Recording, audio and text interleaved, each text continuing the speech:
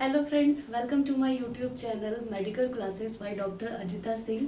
तो फ्रेंड्स, आज हम एक अनदर टॉपिक के बारे में एंड न्यू टॉपिक के बारे में डिस्कस करेंगे, जो कि आज का हमारा टॉपिक है रीनल कैलकुलाई। तो ये बहुत ही कॉमन टॉपिक है एंड बहुत ही कॉमन एक तरीके से ये डिजीज़ भी आज के टाइम में हो गई है। मोस्ट ऑफ द पेशेंट हमें आज देखने के लिए मिलते हैं रीनल कैलकुलाई के बारे में ही। तो मैंने सोचा कि आज हम एक इसका क्विक रिवीजन करते हैं इस टॉपिक का। तो सबसे पहले हम समझेंगे कि रीनल कैलकुलाई बेसिकली होती क्या है, ठीक है, एंड इसकी डेफिनेशन, इसकी पैथोजेनेसिस एंड पेशेंट क्या साइन एंड सिम्टम्स लेके आता है और इसके कॉजेज क्या होते हैं कि ये डेवलप किस तरीके से बॉडी में होती है। तो आज हम सबसे पहले डिस्कस करेंगे कि रीनल कैलकुलाई की डेफिनेशन के बारे में। इससे पहले हम लोग एक चीज़ जानते हैं। टॉपिक है हमारा रीनल कैलकुलाई, ठीक है। तो इसको हम लोग जो किडनी स्टोन भी बोलते हैं, तो also known as kidney stone. Renal का बेसिकली मतलब किडनी भी होता है, ठीक है। तो renal calculi and also known as kidney stone. तो सबसे पहले हम लोग इसका डिस्कस करेंगे डेफिनेशन के बारे में, ठीक है। तो रीनल कैलकुलाई क्या होती है? कैलकुलाई है एंड रीनल स्टोन भी इसको बोलते हैं। तो स्टोन बेसिकली क्या होती है? हमारी हार्ड होती है, ठीक है, सॉलिड होती है। तो renal calculi are solid masses of minerals and salt, ठीक है। तो अब यहाँ से हम ये चीज़ समझेंगे कि रीनल कैलकुलाई बेसिकली क्या है? Solid masses of minerals and salt, ठीक है। तो जो भी पर्सन है या हम लोग जो भी है, ठीक है, तो जितने भी हम लोग बॉडी में मिनरल्स का इंटेक करते हैं, तो मिनरल से ही ये बॉडी में हमारे क्या होते हैं? डेवलप होते हैं बेसिकली, एंड सॉल्ट, ठीक है। तो जब ये मिनरल से डेवलप होते हैं एंड सॉल्ट के होते हैं, तो फिर ये बेसिकली कैसे होंगे? हमारे सॉलिड होते हैं, ठीक है। रीनल कैलकुलाई और solid masses of minerals. Renal calculi solid masses हैं मिनरल्स एंड सॉल्ट के, that can develop with in the kidney और यूरिनरी ट्रैक। ये डेवलप हो सकते हैं किडनी में एंड यूरिनरी ट्रैक में। तो बेसिकली फ्रेंड्स, मैंने ये बहुत डायग्राम ये नॉर्मली बनाया है समझने के लिए। डायग्राम मेरे इतने अच्छे नहीं बन पाते हैं, तो फिर मैंने सोचा कि थोड़ा सा आप लोगों को समझाने के लिए बता दूं। तो ये मैंने रीनल मतलब किडनी का ही एक स्ट्रक्चर बनाया है। तो जो हमारी कैलकुलाई है वो बेसिकली डेवलप हो सकती है कहाँ पे? ये जो हमारी किडनी है इसमें कहीं पे भी, ठीक है, कैलकुलाई कहीं पे भी डेवलप हो सकती है किडनी में एंड यूरिनरी ट्रैक। और ये जो हमारा नीचे तक जाता है यूरिनरी ट्रैक, ठीक है। तो ये क्या हो गया हमारा? Urinary track. तो ये यहाँ पे भी कहीं पे भी ये डेवलप हो सकती है। तो जब ये डेवलप हो जाती है, अब जैसे कोई भी जगह है, ठीक है, कोई भी पाथवे है वो खुला ओपन है, ठीक है, तो उसमें कोई भी अगर सॉलिड चीज़ आकर के फंसती है तो फिर क्या वो ऑब्स्ट्रक्शन एक तरीके से क्रिएट करती है। तो यही है बेसिकली, ये सॉलिड मासेस होते हैं मिनरल्स एंड सॉल्ट के, और ये डेवलप हो सकते हैं कहाँ पे? विद इन किडनी, किडनी के अंदर एंड यूरिनरी ट्रैक में, मतलब पूरे यूरिनरी ट्रैक में ये कहीं पे भी डेवलप हो सकते हैं। ये हमने इसकी डेफिनेशन समझी। अब हम इसका समझेंगे कॉजेस के बारे में। जो रीनल कैलकुलाई है वो आज के टाइम में इतना ज़्यादा कॉमन कैसे हो गई है, ठीक है, और इसके क्या कॉजेस है, इसके बारे में अब हम लोग समझेंगे कि ये किस तरीके से बॉडी में डेवलप होती है, ठीक है। तो रीनल कैलकुलाई जो है हमारी, सबसे पहला एंड इसका मोस्ट कॉमन कॉज होता है डिहाइड्रेशन। अगर लोगों के अंदर डिहाइड्रेशन है, ठीक है, वो लोग अगर अपना जो फ्लूइड इनटेक है, बेसिकली वाटर इनटेक है, अगर वो अच्छे से नहीं कर रहे हैं और उन लोगों की बॉडी अगर डिहाइड्रेटेड रह रही है, तो ये मोस्ट कॉमन कॉज होता है रीनल स्टोन डेवलप होने का। बिकॉज हम लोग डेली रूटीन में बहुत सारी चीज़ें ऐसी खाते हैं, बहुत सारे मिनरल्स लेते हैं जो कि बॉडी से अगर वो डिटॉक्स नहीं हो पाते हैं, जिनको यूरिन के थ्रू बॉडी से पास आउट हो जाना चाहिए, और वो अगर पूरी तरीके से डिटॉक्स हो करके और वो यूरिन से नहीं निकल पाए, तो कहीं ना कहीं हद तक वो स्टोरेज का काम हो जाता है उनका, वो स्टोर हो जाते हैं। और जब वो स्टोर होते हैं तो कहाँ पे? हमारी किडनी एंड यूरिनरी ट्रैक में कहीं पे भी स्टोर हो जाते हैं, क्योंकि जो चीज़ें यूरिन के थ्रू फ्लश आउट हो जानी चाहिए, अब कोई भी पर्सन है वो वाटर इनटेक नहीं कर रहा है, फ्लूइड इनटेक नहीं कर रहा है, तो फिर वो वॉश आउट नहीं हो पाएंगी, फ्लश आउट नहीं हो पाएंगी, बॉडी से बाहर नहीं जा पाएंगी। जब वो बाहर नहीं निकलेगी और वो हमारे लिए यूज़फुल थिंग्स नहीं है, जिनको बॉडी से बाहर निकल जाना चाहिए था, वो बॉडी में स्टोर हो गई, तो कहीं ना कहीं वो प्रॉब्लम्स क्रिएट करेंगी। तो तभी वो फिर स्टोन में चेंज हो जाती है। तो ये सबसे पहला कॉज हमारा डिहाइड्रेशन, ठीक है। सेकेंड हमारा कॉज आता है high intake of certain minerals, ठीक, ये हमारा क्या है, second, high intake of certain minerals. अब मिनरल्स हमारे क्या हो गए, कैल्शियम हो गए, ऑक्सलेट हो गए, बहुत सारे मिनरल्स होते हैं। हम लोग अपना जो डेली रूटीन में जो खाना खाते हैं, ठीक है, जो भी डाइट्स लेते हैं, सभी में मिनरल्स थोड़े थोड़े अमाउंट्स में प्रेजेंट होते हैं। तो जैसे अगर कोई भी पर्सन है, कैल्शियम एंड ऑक्सलेट इन सभी चीज़ों का अगर वो हाई इंटेक कर रहा है, ठीक है, तो फिर वो कहीं ना कहीं बॉडी में स्टोरेज करते हैं। तो ये भी एक कॉज होता है रीनल स्टोन डेवलप होने का। थर्ड हमारा है यूटीआई, ठीक है, यूटीआई की फुल फॉर्म है हमारी यूरिनरी ट्रैक इन्फेक्शन। इस पे भी एक इसके बाद में वीडियो ज़रूर बनाऊंगी यूटीआई के बारे में भी। तो अगर किसी भी पर्सन में repeated urinary track infection present है और वो कंटिन्यूस उसको बना हुआ है और लगातार उसको हो भी जाता है, ठीक हो जा रहा है, फिर हो जा रहा है, तो ये एक इन्फेक्शन भी बहुत ज़्यादा कॉमन कॉज होता है यूरिन मतलब सॉरी किडनी स्टोन का। फोर्थ है हमारा जेनेटिक्स, कुछ जेनेटिक कॉजेज भी होते हैं जिसकी वजह से भी रीनल स्टोन हमारी कॉज होती है। फिफ्थ है हमारा मेटाबॉलिक डिसऑर्डर्स, अगर किसी भी पर्सन के अंदर बॉडी में मेटाबॉलिक डिसऑर्डर्स प्रेजेंट हैं तो इसकी वजह से भी हमारी रीनल स्टोन्स डेवलप होती हैं बॉडी में। सिक्स्थ है हमारा सर्टेन मेडिकेशंस, अगर कोई भी पर्सन लंबे समय तक कुछ जैसे स्टेरॉइड्स है या कैल्शियम की दवाइयाँ हैं, लंबे समय तक वो लोग लेते रहते हैं, जितनी बॉडी को रिक्वायरमेंट नहीं होती है, अगर आप बॉडी रिक्वायरमेंट के बियॉन्ड अगर कोई भी चीज़ ले रहे हो तो कहीं ना कहीं वो डैमेज करती है चीज़ों को, तो फिर ये एक हमारा कॉज आ जाता है सर्टेन मेडिकेशंस। अगर लंबे समय तक कोई भी दवाइयाँ यूज़ करते हैं तो फिर वो भी हमारा रीनल स्टोन का कॉज है।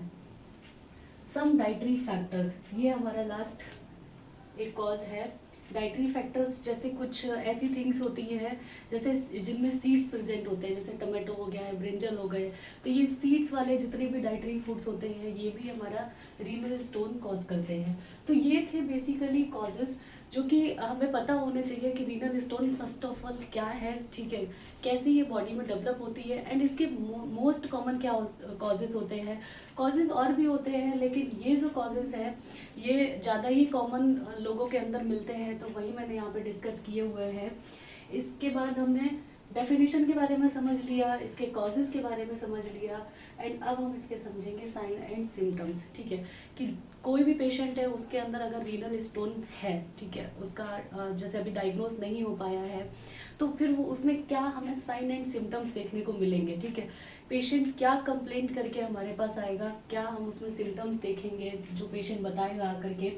तो फर्स्ट हमारा सिम्टम्स उसमें देखने को मिलेगा सीवियर फ्लैंक और एब्डोमिनल पेन, ठीक है, तो जो एब्डोमेन में हमारा जो फ्लैंक रीजन होता है जहाँ पे हमारी किडनी लोकेटेड होती है, पेशेंट वहीं पे पेन बताता है।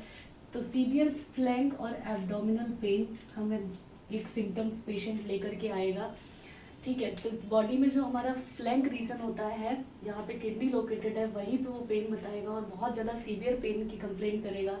सेकेंड हमारा है हीमेचूरिया, जरूरी नहीं है कि ये हर एक पेशेंट में हमें हीमेचूरिया देखने को मिले, ठीक है, रीनल स्टोन लोगों के अंदर होती है, ठीक है, कॉमन भी होती है लेकिन सभी में ये कॉमन नहीं होता है कि हीमेचूरिया हमें देखने को मिले। हीमेचूरिया बेसिकली क्या है, ब्लड इन यूरिन, ठीक है, लोगों में रीनल स्टोन प्रेजेंट होती है, ठीक है, लेकिन उन लोगों को यूरिन में ब्लड नहीं आ रहा होता है, बट हाँ कॉमनली ये देखने के लिए मिलता है कि अगर उसको रीनल स्टोन है, ठीक है, तो उसमें हमें ब्लड देखने के लिए मिलता है यूरिन में, तो एक हमारा ये भी सिम्टम आता है हीमेचूरिया, ठीक है।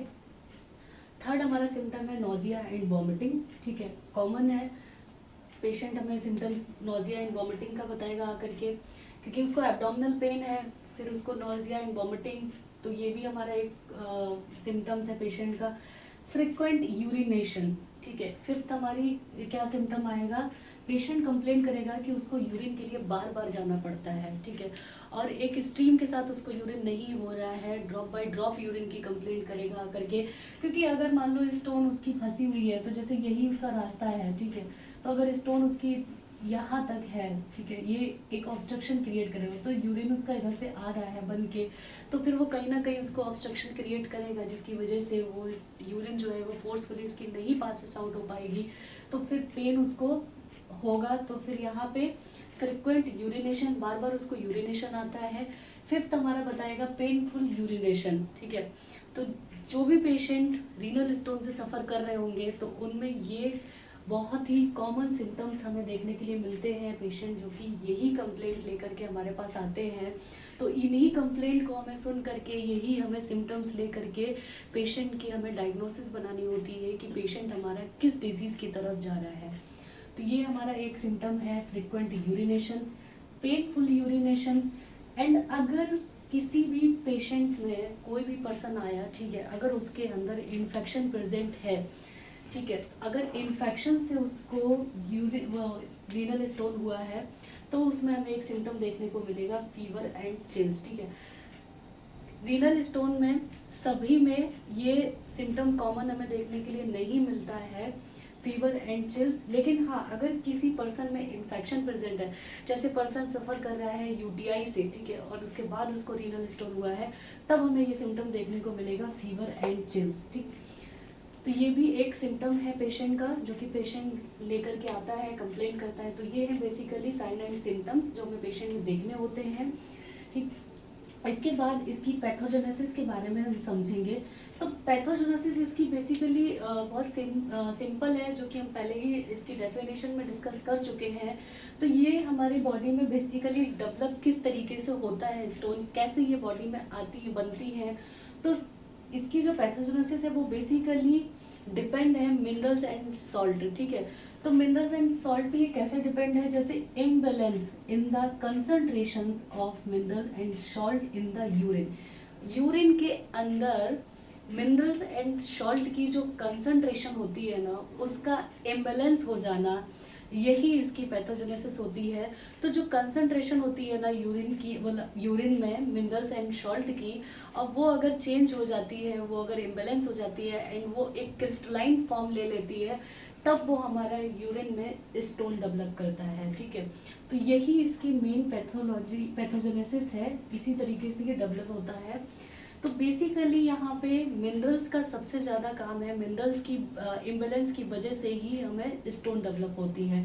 तो इन मिनरल्स को बैलेंस रखने के लिए सबसे ज़्यादा ज़रूरी होता है कि आपका वाटर इनटेक अच्छा होना चाहिए बॉडी में, बॉडी डिहाइड्रेटेड नहीं होनी चाहिए। और भी सारे कॉजेज़ हैं, लेकिन ये आपका मोस्ट कॉमन कॉजेज़ होता है। ठीक है, इसके बाद इसका जो एग्जैक्ट कॉज है, ये एक पैथोजेनेसिस है जो कि नॉर्मल लोग मतलब हमें देखने के लिए मिलती है लोगों में, बट ये हम ये नहीं बोल सकते कि ये इसका कंफर्मेशन टेस्ट है कि इसी से हम डायग्नोस कर सकते हैं, ऐसा नहीं है। इसका जो एग्जैक्ट कॉज होता है वो बेस्ड होता है on the type of stones. Body में हमारे बहुत सारे टाइप की स्टोन्स होती हैं, ठीक है, तो हमारी बॉडी में किस टाइप की स्टोन है, किस तरीके से वो डेवलप हुई है, किस तरीके की वो मिल रही है, तो टाइप्स ऑफ स्टोन पे हमारा एग्जैक्ट कॉज जो होता है वो डिपेंड होता है, बेस्ड होता है।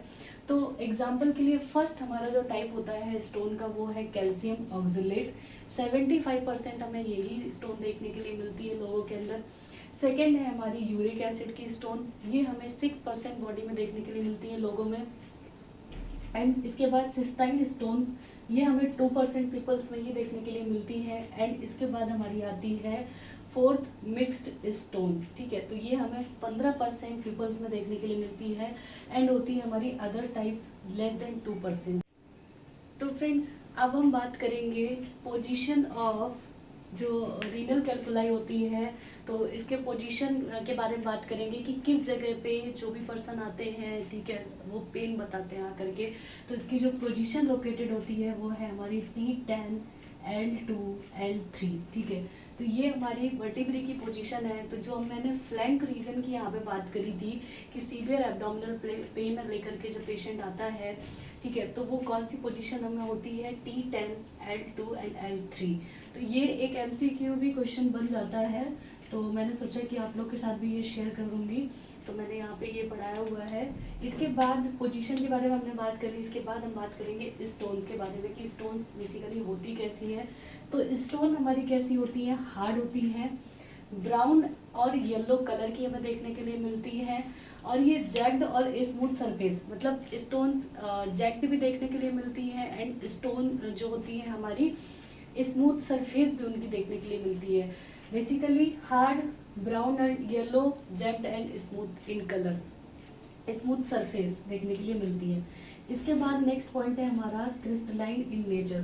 तो ये कैसी होती है स्टोन्स? Crystalline in nature. अब ये क्रिस्टलाइन इन नेचर कैसे बनती हैं? तो मैंने यहाँ पे इसकी पैथोजेनेसिस के बारे में बात करी थी। Imbalance in the concentration of minerals and salt in the urine. जब यूरिन में इम्बैलेंस हो जाता है मिनरल्स एंड सॉल्ट का, तो वो इम्बैलेंस कैसे चेंज हो जाता है? वो चेंज हो जाता है हमारा क्रिस्टलाइन फॉर्म में। जब क्रिस्टलाइन इन नेचर चेंज हो जाता है देन वो क्रिएट करता है स्टोन। ठीक, तो ये हमारी स्टोन जो स्टोन है वो होती है क्रिस्टलाइन इन नेचर। अब ये प्रेजेंट हो सकती है कहाँ पे? Present in kidney, ureter and bladder. Kidney, ureter and bladder, तो ये कहीं पे भी इकट्ठी हो सकती हैं। ठीक है, कहीं पे भी ये डेवलप हो सकती है और कहीं पे भी ये ऑब्स्ट्रक्शन क्रिएट कर सकती हैं। तो ये था बेसिकली हमारा renal calculi and also known as kidney stone के बारे में। तो ये एक क्विक रिवीजन मैंने किया है यहाँ पे। इसकी definition, causes, sign and symptom, pathogenesis and types of stone के बारे में डिस्कस किया है। इसकी पोजीशन के बारे में डिस्कस किया है एंड इनका नेचर। एंड इसके बाद मैंने इसमें बात करी है कि ये स्टोन जो होती है वो कैसे दिखने में होती है। तो पूरा ये मैंने आज बहुत ही शॉर्ट में डिस्कस किया हुआ है। इसके बाद जो टाइप्स ऑफ स्टोन है, अगर इसका आपको और ज़्यादा डिटेल में पढ़ना हो तो आप लोग मुझे कमेंट करके बताइएगा, तो मैं पूरा डिटेल में इसको पढ़ाने की कोशिश करूँगी। इसका टॉपिक पूरा एक ले लेंगे कि टाइप्स ऑफ स्टोन के बारे में। तो ये था पूरा रीनल कैलकुलाई के बारे में, तो आप लोग इसको नोट कर लीजिए। एंड मेरा वीडियो अगर आप लोग को अच्छा लगा हो तो प्लीज़ कमेंट करके ज़रूर बताइएगा, और कुछ क्वेरी रहती है तो आप लोग वो भी कमेंट कर सकते हैं, और मैं आगे कोशिश करूँगी कि और भी मैं इजीली टॉपिक्स के बारे में डिस्कस करूँ। तो thanks for watching and please support my channel.